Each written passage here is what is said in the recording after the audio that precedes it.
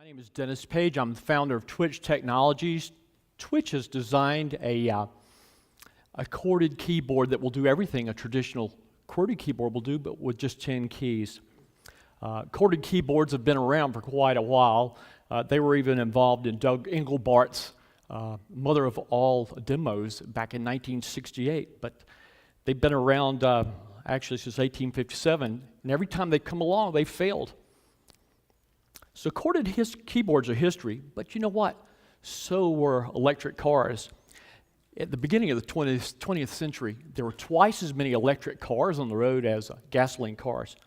What happened, and there are many reasons, the invention of the starter motor to begin with cut out the pain, the literal pain you had of cranking an internal combustion engine. Then better roads allowed gasoline vehicles to go much further than a battery-powered car could go. And then you had gas stations, and you had lots of cheap gas. But you know, the fact is, the electric car died.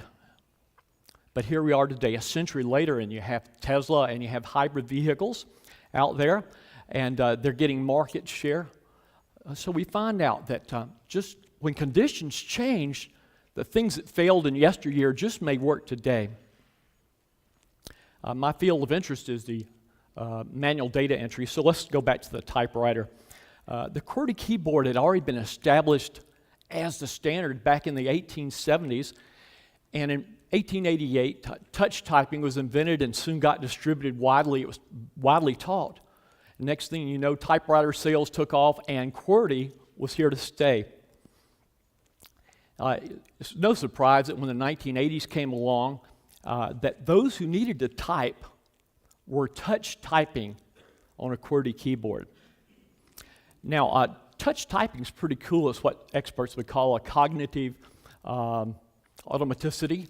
And that means you can type without even thinking. You can type at the speed of thought. It allows you to do higher order thinking while you're putting data in. Well, with the new keyboards we've got, with the new mobile phones and so forth that we're trying to type on, you cannot get that cognitive automaticity because you have to think of where you're typing. You're hunting and pecking, and you got to look at it.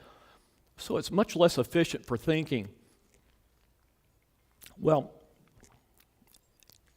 at the 1980s, when computers were first coming out, there was a movement. We all know that QWERTY doesn't work very well. It's not very efficient. So there was a movement to bring the Dvorak keyboards aboard. But you know what? QWERTY had so much momentum already, it just didn't have a chance at all. It took too much effort to switch. And if you did switch, you're only going to get 4 to 10% increase in efficiency. At that time, if you changed your keyboard, and it was very expensive and very difficult to do, but you turn yours into a Dvorak keyboard, the next place you go is not going to have one. So it was a mess all the way around. It was back in the, let me back up here, it was back in the 80s, though, I conceived of this chorded technology that I'm working with right now. I built a great working prototype in 1983. It worked just fine, but back then you may recall that even the smallest computer had a big CRT attached to it, and that's a bummer. So even though we had something cool, something different, there was no competitive advantage at all. So our big breakthrough was the fact that we found a correlation between two independent 5x5 systems, the first being 25 letters, the first 25 letters of the alphabet placed sequentially within a grid, and then the 5 fingers on each of your hands, so that when you put them together, you're able to select one column finger, one row finger, and choose any data you want to out of that.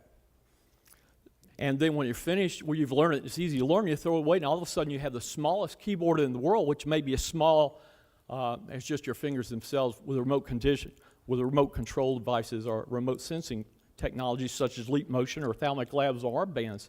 So you have no hardware keys whatsoever. So we're just here another proof that as conditions change, old failed technologies do stand a chance of making it now. And we're excited about that. Thank you.